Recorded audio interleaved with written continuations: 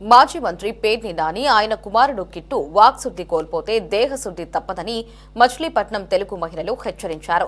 ఇటీవల Perni kit CM Chandrababu మంత్రి కొల్లు రవీంద్రపై చేస్తున్న వ్యాఖ్యలను ఖండిస్తూ తెలుగు మహిళలు పేర్ని ఇంటి వద్ద చీపుర్లతో నిరసన చేపట్టారు. దీన్ని పోలీసులు అడ్డుకోవడంతో రామానాయుడుపేట సెంటర్లో వారి చిత్రపటాలను చీపుర్లతో కొడుతూ ఆగ్రహం వెళ్లగక్కారు.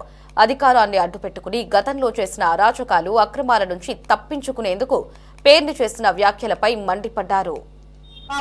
ఆయనకు ఒక విలువ గౌరవం లేకుండా ఆయన్ని కూడా ఎన్ని సంవత్సరాలు బతుకుతావో అది ఇదని ఇష్టం వచ్చేది మాట్లాడాడు. అలాగే లోకేష్ బాబుని కూడా ఇష్టం వచ్చేదిగా మాట్లాడాడు. నిజంగా చెబుతున్నా అని పేరుని నాని నువ్వు నోరు అదుపులో పెట్టుకో. ముందు ఒక రకంగా చెప్పాలంటే నీకే 4-5 సంతకాలు పెట్టమంటే వయసు అయిపోయి చేతులు వణికిపోతాయి. ఈరోజు చంద్రబాబు నాయుడు గారికి అంత వయసు ఉంటే ఆయన ఆలోచన విధానం దగ్గర 2047 వరకు ఉంది. ఈ రోజు ఆయన ఆలోచన విధానం ఎంత ముందుకెళ్తుందో యువతను ఎంత ఫ్యూచర్ రాష్ట్రాన్ని ఎంత ముందుకు తీసుకెళ్తే మీరు ఒకసారి ఆలోచించండి. మీరల్లా ఓన్లీ బందర్ వరకే పరిమితం. మీ పరిపాలన మీ ఇదంతా మీ బందర్ వరకే.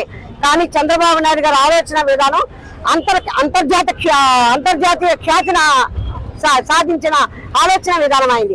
అలాంటి వ్యక్తిని పట్టుకుని అంత పెద్ద వ్యక్తిని పట్టుకుని నువ్వు ఆయన ఇష్టం వచ్చేది మాట్లాడటం, ఎంతకాలం బతుకుతావురా చంద్రబాబు నాయుడు అని లోకేష్ బాబుని ఇష్టం వచ్చేది మాట్లాడటం, అలాగే మన కొల్లు రవీంద్ర గారిని ఇష్టం వచ్చేది మాట్లాడటం. ఏమనంటే మీ ఆవిడ ఇంట్లో రాజకీయం చేస్తుందిగా అంటారు.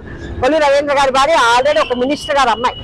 ఆవిడ ఇంట్లో కొన్ని ఫౌండేషన్ పెట్టి ఆవిడ ఏదో ఫౌండేషన్ ద్వారా ఎన్నో సేవా కార్యక్రమాలు చేసుకుంటుంది. మీలాగా మీ భార్య పేరు పెట్టుకుని 3 కోట్ల రూపాయల పేద ప్రజలకు రావాల్సిన బియ్యాన్ని బొక్కేయలేదు ఎవరు కూడా. మీరు చేశారు. మీకే అలాంటివన్నీ మీకు అలవాటు. పేర్నాని గారు మీకు అలవాటు.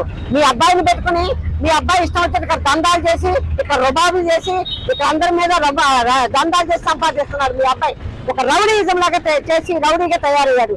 మీరే తప్పుకున్నారు. మన ఎలక్షన్స్ మీకు వయసు అయిపోయిందని మీ అబ్బాయిని నిల్చోబెట్టారు. గుర్తు రావట్లేదు. మీ వయసు మీకు గుర్తు రాలేదా?